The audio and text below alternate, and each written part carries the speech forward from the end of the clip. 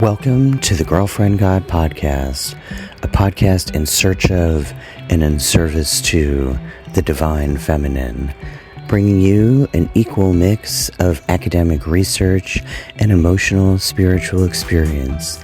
If you're watching on YouTube, be sure to like and subscribe and leave a comment. If you enjoy this podcast, share it with your friends, rate and review it if you're listening on a streaming platform.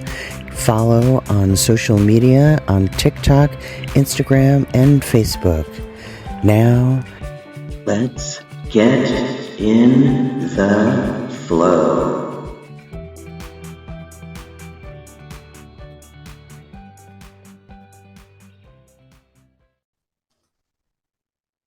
Thank you. Good afternoon, and welcome to another episode of The Girlfriend God. Today, we're doing another panel episode, and I have with me Dominique, Flora, and Carla. I'm going to go around my little Hollywood squares and let you each all give a little brief introduction to yourself and to each other. I'm going to go in the order that you appear on my screen from left to right, which is Dominique, and then Flora, and then Carla. So Dominique, let's start with you. Perfect. Hi, my name's Dominique. I'm the community coordinator for WomanSpirit Reclamation, which is a online women's spiritual community. It's a pretty amazing community. We do a lot of events. I'm also very into, I would say, politics a little bit, or just current affairs. I'm teaching a class in the fall called Deprogram. What is it? I already forgot my little tagline, but it's about seeing and healing towards liberation. So I'm really into, the story behind the story, especially when it comes to United States history. So I'm just very excited to be here. I'm looking forward to this conversation because I'm really into the concept of coalition building right now. So thank you. Fabulous. Flora? Yes, hi, my name's Flora Ware, and I live in Vernon, British Columbia, Canada, with my wife and our son, and I'm a ceremonial priestess and founder of Earth Song Temple, and I'm also a sacred musician and a vocal coach. And so I'm also really excited to have been invited into this conversation because I've been really on this path of the goddess and the divine feminine reclamation for over 30 years, since I was a young teenager, and so thrilled to see how this has spread, and we've become, I think, more aware of each other because of the internet and in the last few decades. So there's definitely a rising movement around this. So thanks for having us, Kelly. Thanks, Flora. And last but certainly not least, so my name is Carla Ionescu, and on social media, I'm the Artemis Expert. I suppose in the world, I'm the Artemis Expert so far, until someone else takes my place. So my research, my PhD is on the goddess Artemis and ancient Greek Roman goddesses and their rituals, and I am the founder of the Artemis Center, which is an online center for now, but hopefully one day it will be a brick and mortar center. So I'm very interested in, again, being part of this discussion. And I also have a podcast called The Goddess Project, where we talk about all things divine feminine that I kind of feel like talking about. And I actually like what you said, Dominique, about the story behind the story, because that has also been my sort of fascination with, so here's a myth, and then kind of dig around it and see what's around it, what's behind it, so I really like that as well, and that's one of my goals as well. So yeah, thanks for having me, Kelly. Fabulous. When I came up with who I wanted to ask to talk about this, I thought this was a really good mix, and I think we're kind of all on the pro side, but I also feel like we're all very knowledgeable about what the con side or what the pushback could be. Mm-hmm. So I decided to title this episode, and by the way, I need no introduction, not just because if you listen to the podcast, you're already well aware of who I am and what I do, and this is my agenda, and these are the things that I believe in. So the title of this episode is called Enter Here, the Pros and Cons of Brick and Mortar Churches, because as you all know, or maybe not, Flora, I don't know how much you pay attention to my feed, but I know that Dominique and Carla certainly know that I recently started a nonprofit organization called Church of the Goddess, and which currently doesn't even exist because I'm not done with the website. But once it does, it is a church that begins its life online. But part of our long-term vision statement is purchasing old churches in the United States and converting them into churches of the goddess. So that is the long-term plan. The immediate plan is to create a sacred space that essentially only exists online and have a loosely structured religion, if you will, that is really just a unifying umbrella for all the goddess paths that exist, particularly after having read and talked to and done several episodes with Liz Kelly, who wrote Home to Her, because here in the United States, we often overlook the fact that, there are hundreds, if not thousands, of goddess paths in the world. We exist in every country, on every continent, on the globe. So there are sisters walking in goddess path just everywhere. There are so many of us, there are so many paths, so many more that I'm sure that even between the four of us, we are not even aware of. So just a place or a name that we can all call our own, where we can come together and learn from each other. And especially in the US, break out of our stereotype of all these women that seem to be in charge of our spirituality are more than just, the white women online, because we are more than that. Thank you, Dominique, for being here to represent, so to speak. So brick and mortar churches. This is a dream that I have personally, and I have spoken to other women who have that dream. I feel personally that there is something to be said and something to be gained for sacred space. And yes, sacred space can be created outside, especially since much of divine feminine spirituality is about nature and being in the world and being with her creation and connection to the earth.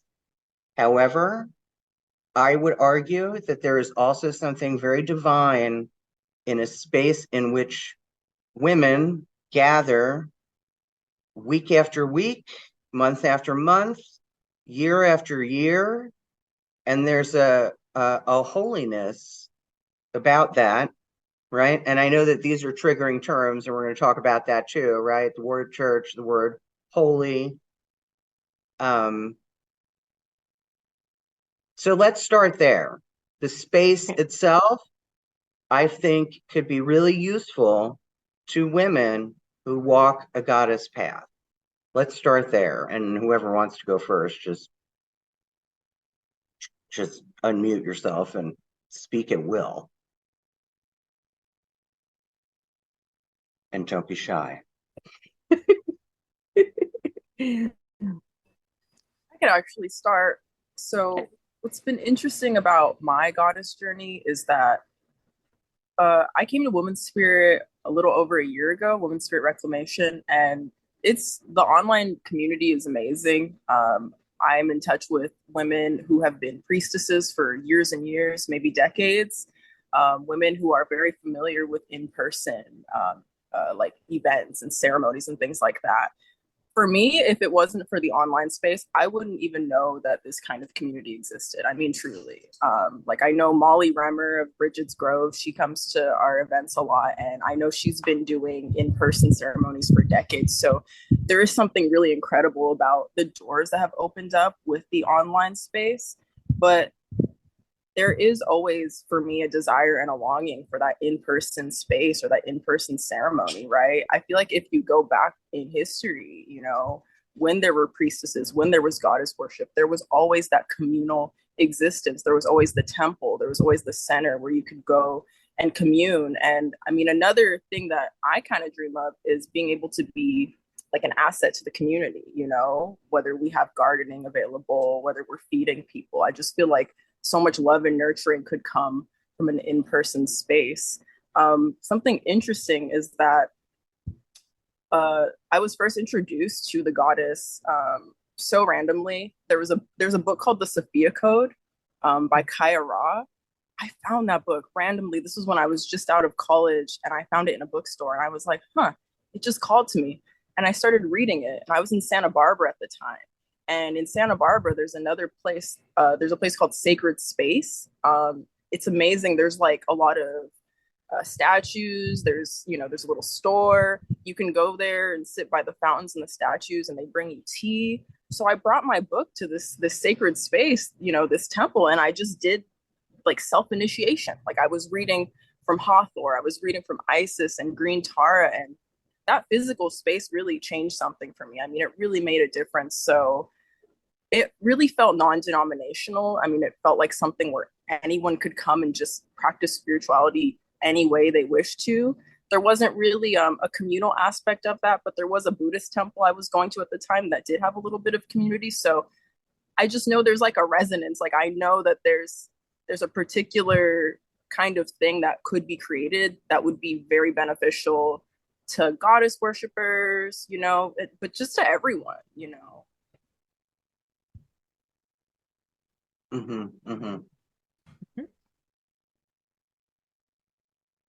Flora? Sure, I'll jump in. I can't quite reconcile the idea of a unified goddess church. I'm going to be totally honest. My introduction, on the path was like women's circles around a bonfire in like someone's backyard. This is 1992, 1993, right? 1994. But I'm also aware of my perspective as a Generation X, and being raised by parents that had left the church. And I think that as more generations happen, where the church going is not a given anymore as it was in past, that the wounds that we have around religion, the church wounds that we have are lessening, because of that, there is a gap, I feel, in our society. There is a void that because of the lack of communal worship or communal prayer or coming together in communities to to engage in spiritual conversation. That's why those spaces like churches, synagogues, mosques, right, all over the world, they provide that really necessary and vitally important space for us as a culture, and right down to the family level. So in 2023 here, I feel like we're still in very much a transition. But I love being part of this conversation, because I'm really thinking, like, what would that look like if there was a brick and mortar goddess church in my own community? Like, how could I not go to that? Right now, of course, a lot of these events that happen in yoga studios. Right. If they're not happening outside, they're happening in yoga studios. And of course, yoga studios are beautiful. The other thing that I'm really aware of is that my path has been very feminine focused. And I'm starting to even feel how, I have been for the last few years. I have a son. And for us to achieve the kind of balance and harmonization that we really seek, we can't keep the men out entirely, So where are these spaces? And maybe it's not what you're talking about, but, that we can all come together, all of us, right? Where we're all welcome, men, women, and children. Like I've been really sitting with, how do I start to include my 9-year-old son in some of my pagan practices around the wheel of the year? I don't want this to just be something that I do in private. I want him to be aware of it. And of course, he can choose how much he wants to participate. So to the pro of having this actual physical space is certainly how it can bring people together and really fill that deep need for us to commune in community. Yeah. Right. And I was going to say, Flora, I too am Generation X. I turned 51 this year. So when I think about, that kind of, I had told Dominique in a conversation with her that's the pushback I anticipate as well. Then you're just telling the same, what your vision is, then you're just retelling the same patriarchal story. But I don't see it that way. I see it as rewriting the story, right? Like it might look the same, but it's not the same. Absolutely. It's not the same, right? Because I'm talking about having a priestess at the altar. Thus, my series, Priestess at the Altar, right? Because it's not a priest, and I'm not telling you that you're going to be punished because you did so and so. I'm speaking from the altar telling you that you don't have to ask to be forgiven because the goddess doesn't judge you. And in terms of community, I agree with what you're saying. Like, I have to wrap my head around the fact that not all men are evil, and it's about the patriarchal model that needs to be dismantled, not men needing to be dismembered. Right? Now, granted, that's a whole other conversation.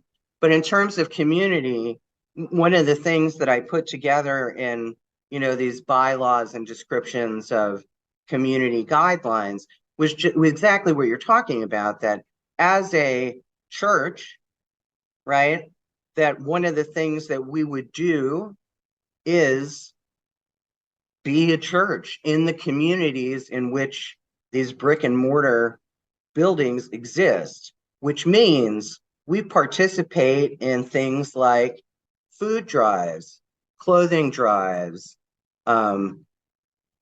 bringing pastoral care to the homeless or to poverty in our community, and just like any other church would do.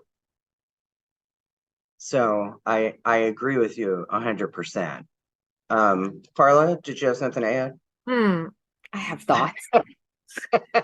I could tell. I could read your facial expression. I have no. Okay, so there's a couple of things. The first thing I have to say that I do love the idea on a personal and professional level of taking over churches and giving them to the goddess. I think many of you all know that whenever I travel to goddess sites, there's always a church on top of it or near it. And it's my biggest pet peeve because there's like men, not all men, but most men, taking marking their territory, and it drives me nuts. Like, it just drives me nuts.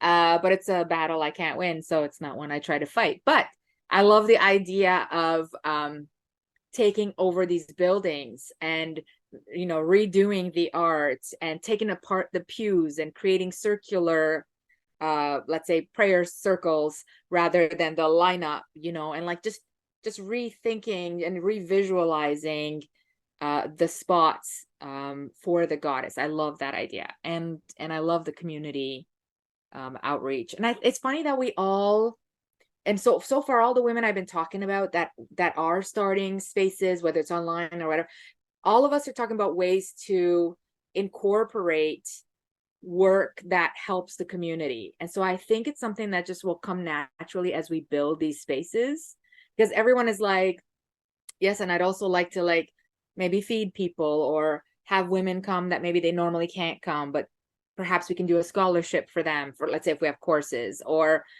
for me, like for the center I want to have in Crete, I would like to have people come and stay in exchange for maybe their art or maybe their teach, so that there would be a collaborative, not collaborative, I'm getting bored of that word, but there's like an exchange of energy, like come and stay in the sacred space, and in exchange you can do this thing because we need it, or something. Like a quid pro quo. yeah, like, we're kind of rebuilding structures that have been passed down to us as far as worship, because worship in, let's say, in Christianity especially, but many religions, is hierarchical. And so I like the idea of creating worship that is spiral, like more of a spiral rather than a pyramid, So yeah, I'm totally pro brick and mortar. The only thing that will be a challenge, I think, especially for all of us up and coming, is funding. Finding the money, because this is real estate. There are taxes, even if, if you're a nonprofit, you got to pay, So I think one of the hurdles that women have is finding the women that have the money to invest in the vision.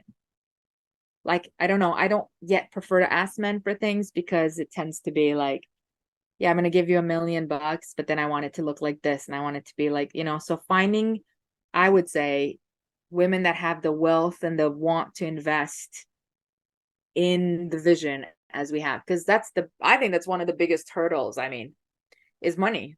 Like, we still live in a capitalistic world, or capitalist world. So how do we get the money? Right.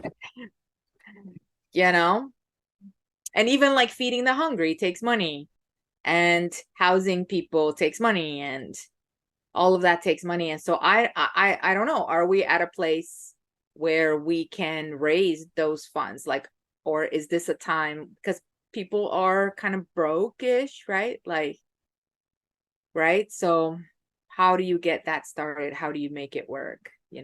For a brick and mortar, for an online, it might be a little different, but for a brick and mortar, yeah. I think that, I think that, and you and I have had conversations about this. I think that as the community grows, the money will come. I don't know. I have to rely on my own faith to believe that when the time arrives, the pieces and the people to make that happen will fall into place. That's all I can do, right? I felt called to do this thing. I have to believe that then she has a plan to make that thing happen. And this is where we usually butt heads, because Carla is very pragmatic and my head is in the clouds.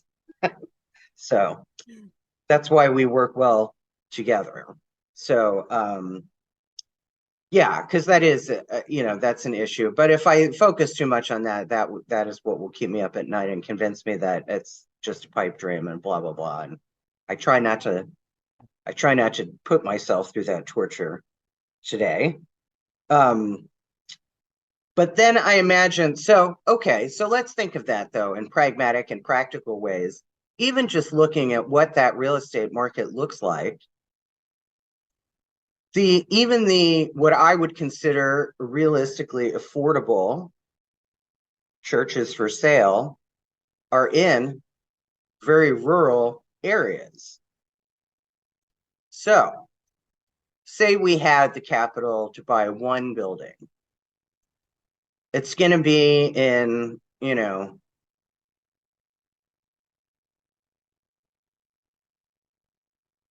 redneck central Indiana. And then what happens? Yeah, exactly. It's not necessarily the center that you're imagining. Exactly. Yeah. And and I just wanted to add that really currently the actual temple spaces, ceremonial spaces the physical that I know of are on private properties, right? Like Yes. they're women that have, had the funds to invest in their own property. And, a lot of them are yurts, right? Pop up a yurt on the property.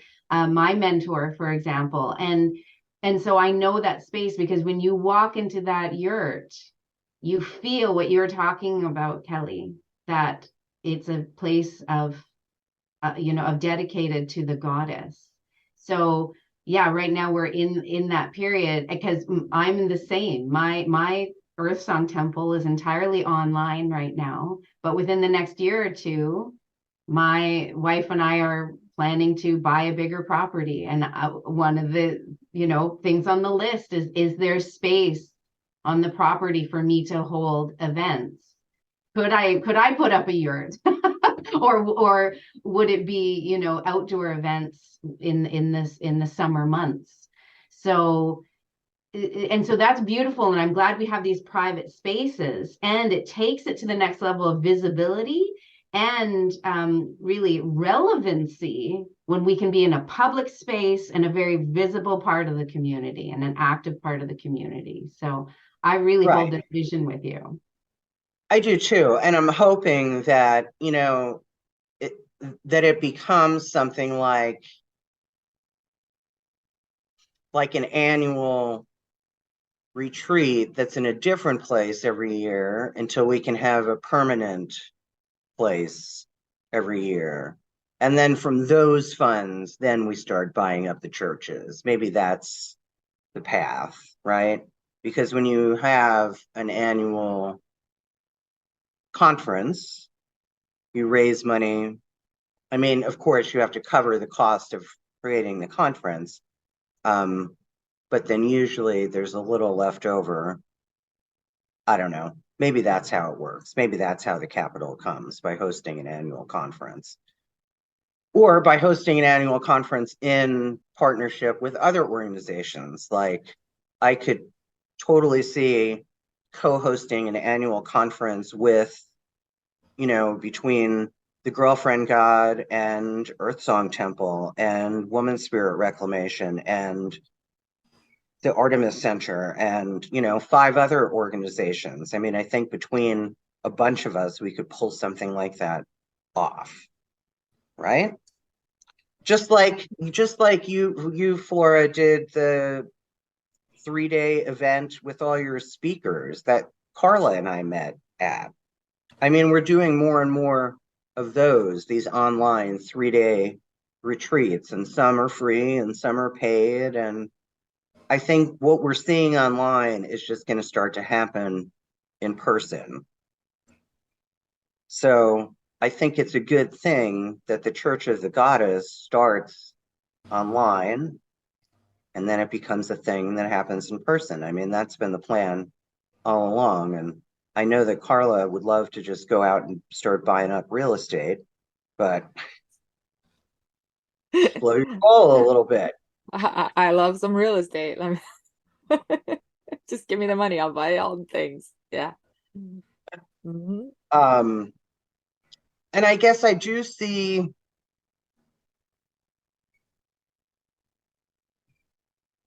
we have to not compete with one another in that way, right? Because when we do these things, we do have to consider capitalism and what that does to us. Oh, I know what I was going to say. I was going to say what I envision is like what the Michigan Women's Festival did for 30 years or however long that event existed, but the Michigan Goddess Festival, you know what I mean? Where women and these organizations come from all the corners of the United States, because, we are lacking. Like, you guys do all these kinds of things in Canada and in Europe, but, the US is very late to the goddess game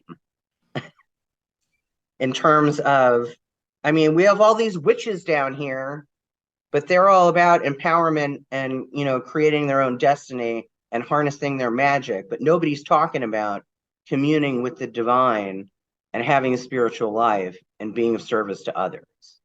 That's the problem that I see with this appealing to the market in the US, because we are too self-involved.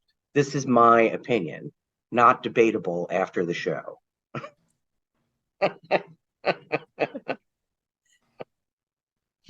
Thoughts? Dominique, you're here with me in the US. Yeah, I mean, when we're talking about funding and not competing, I really do feel like strengthening the network is really what's going to get us to that next step of in-person like communion, right? Like, sorry, my dog's just distracted me. There's just so many thoughts that I have in my head. So, like, Kelly, you had brought up to me, you just wanted to start the church because you were a little worried that someone else might start the church before you. The way I'm seeing it, right? But the way, and I think you would agree with me, but the way I see it, you know, Carla, you have the Goddess or the Artemis Institute, right? And I know like the Lilith Institute by Deborah Gran, right? There's so many communities that I've been coming in contact with that I just see us as having like these common goals. And so I feel like the more we strengthen our networks, and like it is online right now, but I mean, in the future, you know, I'm planning to travel. Like the amount of women I know across the country now versus like 2 years ago is outrageous. And I just feel like as we start to travel and like group up in these locations and like build our network, I really think that's where the money would come from, or the access. Like who knows, it's like, oh, this, maybe this person here has this property, or this person over here. Like I know we're trying to be pragmatic, but I do feel like a piece of it is trust in the goddess. But the most pragmatic thing I think we're doing right now is strengthening these networks and see where our common goals lie. And I find that to be really exciting. Like, you know, I've talked to Liz Childs Kelly. I've talked to Lorraine Montague. She's the author of Brujas, The Magic and Power of Witches of Color. I've talked to Louisa Tish.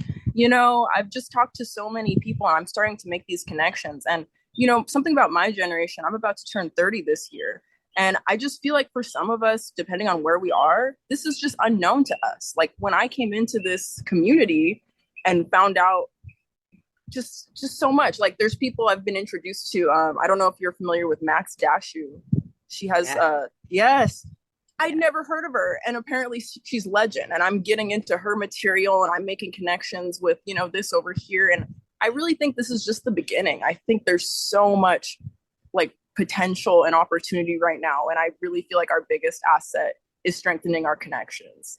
And also like people in my group, you know, I'm one of the youngest members in WomanSpirit Reclamation. And so we're all thinking about how are we going to reach out? How are we going to connect to the younger generation, even if it's, you know, teenagers? And I actually have some really interesting ideas. My partner's really into video games and so am I. And I have this, I mean, the amount of tools that are coming out right now that you can work with are insane. So there's a game that I actually want to make, and it would have several components. It would have a component where you can kind of like go around and explore caves. Maybe you could go meditate, explore a temple.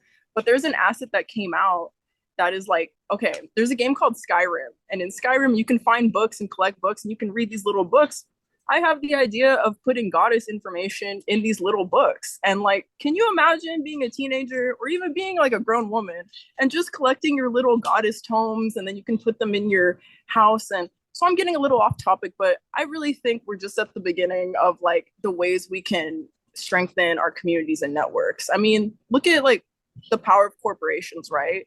They have so much power because they've been turned into like conglomerates again and again over time. And so I think it's just a matter of like being able, I'm really about decentralization, but when we're able to centralize resources based on common needs and wants, I think that's where it's going to pop off. So this makes me very excited.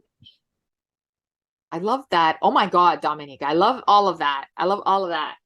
And I just have to say that I love having you here and you being so excited about the goddess, because I think one of my things is like, you know, sometimes I feel, okay, well, I have limited time.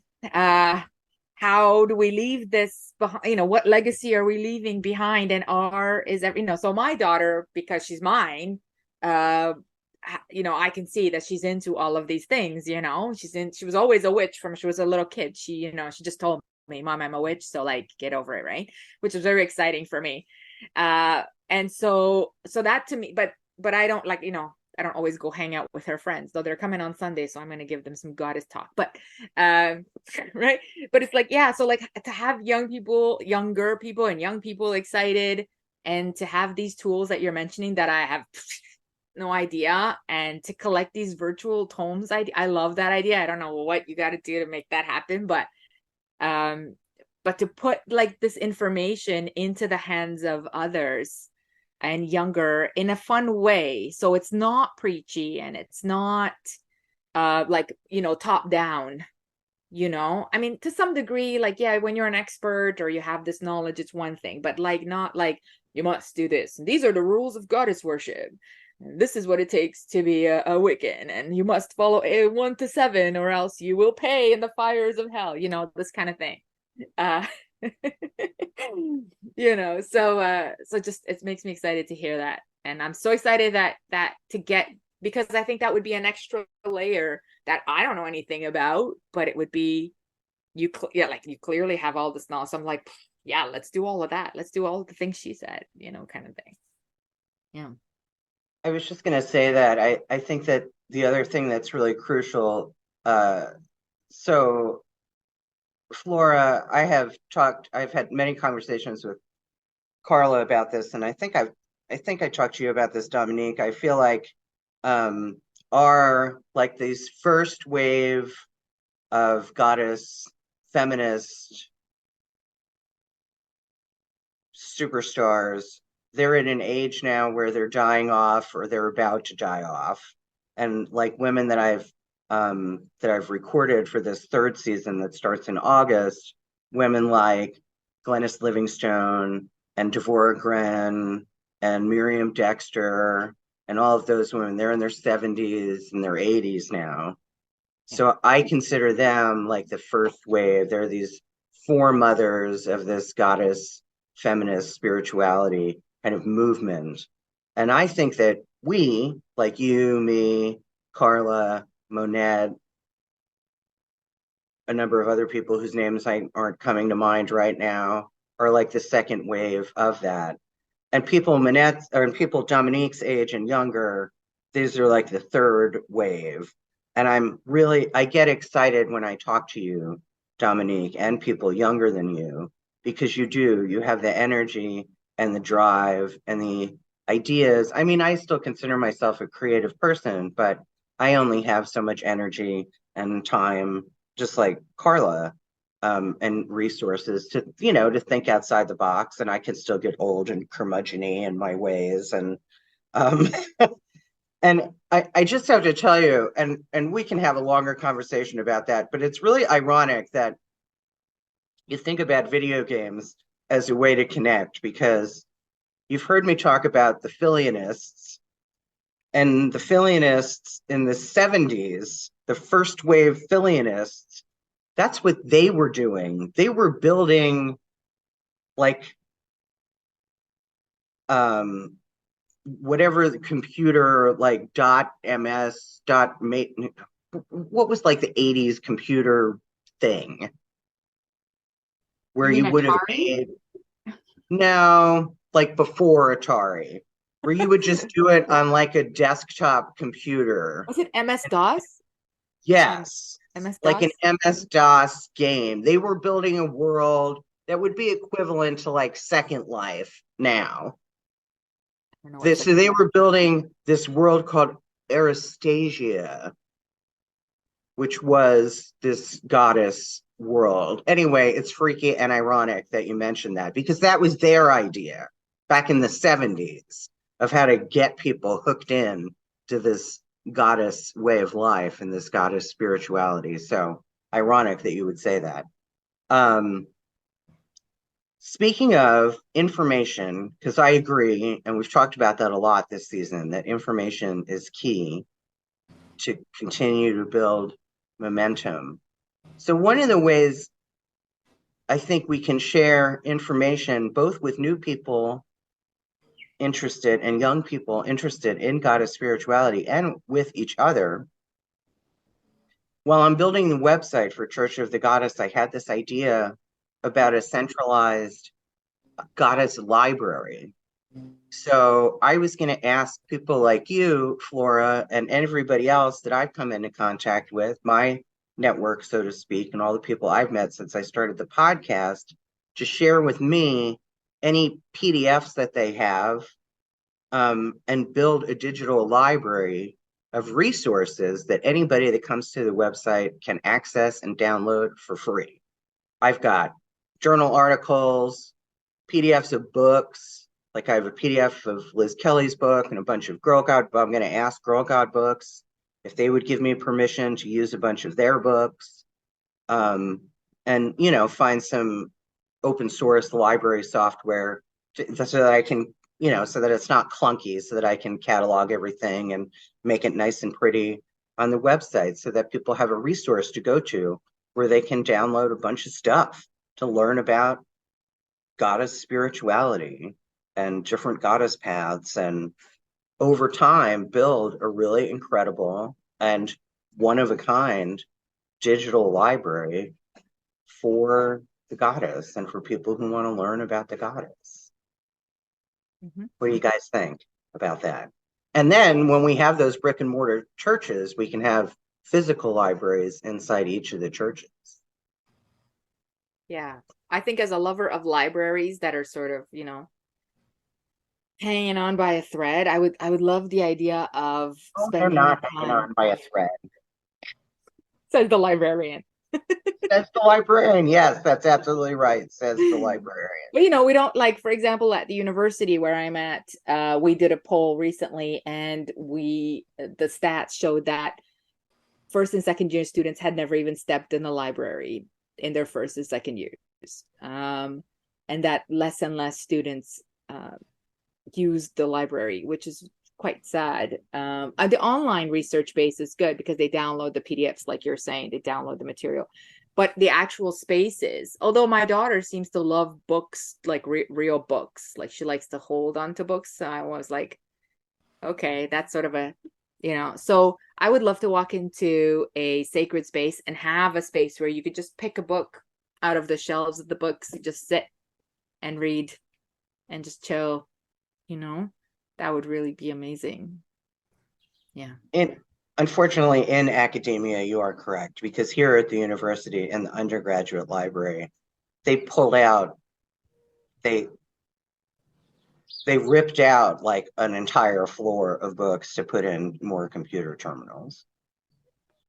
Yeah. And moved everything to the stacks. So yeah, that's a bummer. But I think outside of academia, reading is alive and well, and our public libraries thrive. They do. Yeah, and what you're sharing, Kelly, is really, it's essential for different ideas and different paths, as you said, to be shared. And personally, I think that the more inclusive the Church of the Goddess is of the many different lineages that there are, I don't know if you've read, Lisa Lister's book, Witch, Unleashed, Untamed, Unapologetic. But when her list of all the different Wiccan traditions and goddess traditions blew my mind, because there were so many that I had never heard of. So I really respect the research that she's done around that. And anytime we try to centralize something, it's interesting that, Dominique, that you're saying, mostly being a fan of decentralizing things. And yet we know the value in centralizing some things, especially when there is a common goal. The thing is, witches and priestesses were rebels by nature. So any attempt to kind of corral is met with just that, no, like, my path, my way. And so many of us are finding our spirituality in very eclectic, in eclectic ways, of course, because even our understanding of our own heritage and ancestry and through DNA research has really, that's been personally mind-blowing as well. And so I guess what I'm saying is that the concept of that library would be physical, digital, and then ultimately could be a physical, of that the Church of the Goddess isn't this one way to pray, and that it's not the top down. The more inclusive it can be, and sharing the beauty of all these different paths, and it could be more of like a coalition, or like a hub that people can plug into and share, like, hey, I've got this happening here, and hey, I've got this happening here. Like, if that becomes the ultimate vision of it, then there's room for everyone. I see what you're saying, and that is kind of more what I meant, I guess, when I say unifying. I mean, unifying in like maybe what that looks like is, if we buy up these old churches, that means that those churches are then available to any organization and any priestess or any spiritual woman, whatever, who had, like, if they live in that area and there's a church of the goddess there, they can use it for an event or a class or a workshop or, yeah, man, why not? That actually makes good real estate sense too. Yeah, it really does. Or, for a small rental fee or whatever. And that keeps building our capital to buy more churches. I It's like clear that. who the Capricorn is here in this conversation. Can I just call a spade a spade? Just give me the verse. We will make money. I tell her all the time. Like, when she asks me, she's like, what do you think about church? I'm like, so I'll take the real estate. I'll take the money. I'll take the, investments. I've got it, but I love that idea actually, because you're right, Flora. Like, if we make sure that the message, which I think you had a message that I really liked, where you said something, Kelly, about like 1,000 goddesses, or something. It was, you phrased it really well, where it was like, there's all these goddesses, everyone is welcome under this church. But I think that would also help solve the problem of what we've been talking about, which is that we're gathering in private spaces. But here we would have a more public space, that then you could, just have your own group of women or whatever, your 13 witches can come and do a ritual. And what I would love about that idea from a spiritual perspective is the different energies of different goddesses arriving in a similar actual space. I mean, Right. after a while, I think walking into a space like that, you would feel that vibration. It would be really interesting. You definitely would. You would definitely feel the energy of such a place. Yeah. I mean, it's we're starting from scratch, and so it takes a bit to, maybe perhaps, like you say, Dominique, the networking is sort of the strengthening that is part of, how do you raise that funding or that whatever, that availability to start. But I think once you start, this could be quite viable. I think the interest is out there, the thirst is out there. It's just maybe we're all little pockets now of individual groups or smaller groups, and so we have yet to unite. I do think the word church, though, throws some people off, because I know that was my biggest thing too. That's the domain. Too late. That's the domain name. I know. So this is why I tell Kelly, I say, you really have to work on like making sure they understand it's not like, dude's church. But maybe something about the States. Like, sometimes I think it works in the States. I was just having this conversation this morning because I thought maybe there may be some women that are more comfortable with the word church. Maybe. And not so much goddess worship or witch. So perhaps this gateway that you're opening, Kelly, might let them come in and learn about all these other goddesses, and then they can do whatever they want with that. And so perhaps, because sometimes when you say witch, people go, oh, witch? Yeah. Oh, if I could tell my friend, my neighbor, that I'm going to the witch temple. Right. But if they say Church of the Goddess, so we may get more, we may give other women more access. Yeah, that's my thing with the word church, because for myself personally, having grown up in the church, I'm like, oh God, no. But you did sell me on it. So I was like, and like I said, replacing the churches with the goddess is like, I just want to jump around in glee and be like, no, it's mine, it's mine, it's mine, it's mine. We're going to do what we want with it. We're going to take out all these pews and we're going to put, I don't know, kumbaya pillows on the floor. Like, so there's a little bit of that happening on my side. That's so ideal to me, though, like, to provide the space we need.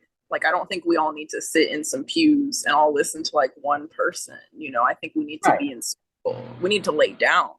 Like, we need to rest. There's a book that I love called Rest is Resistance.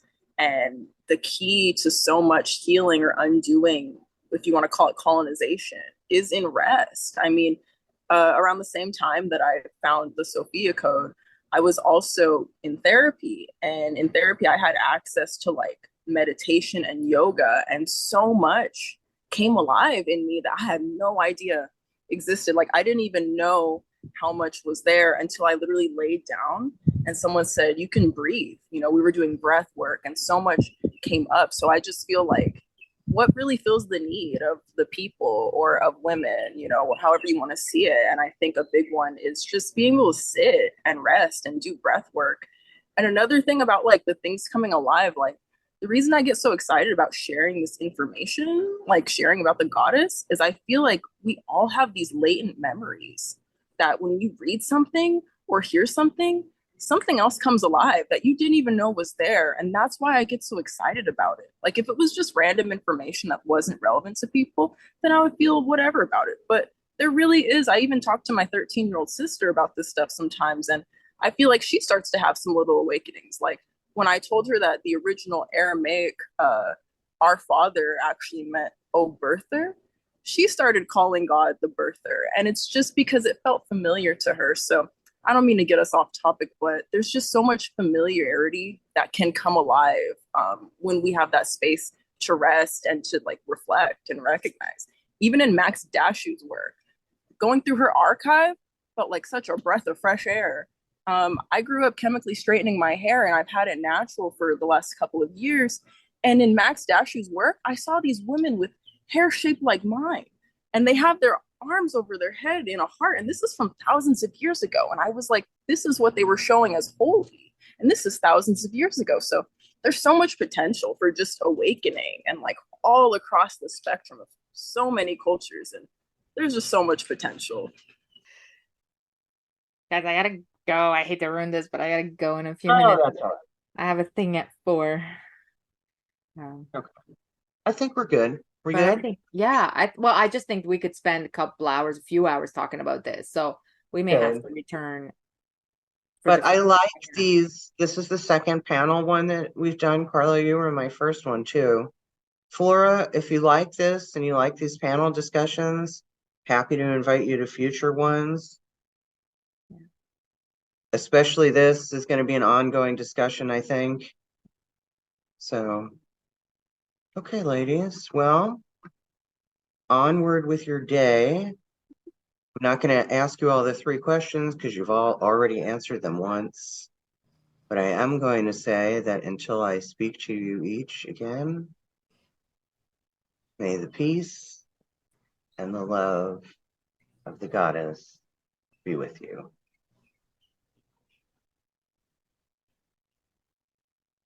Go forth and have a great day and spread the love of the goddess to all who you encounter. Thank you, Kelly. Okay. Thank you. Bye. Thanks for watching The Girlfriend God on YouTube. If you enjoy this podcast, the best way you can support it is to like it, follow it, leave comments on the page, rate it, review it, share it with your friends. But most of all, subscribe to this channel. And if you want more of The Girlfriend God, you can find The Girlfriend God on social media on Facebook, Instagram, and TikTok. Thanks again for watching.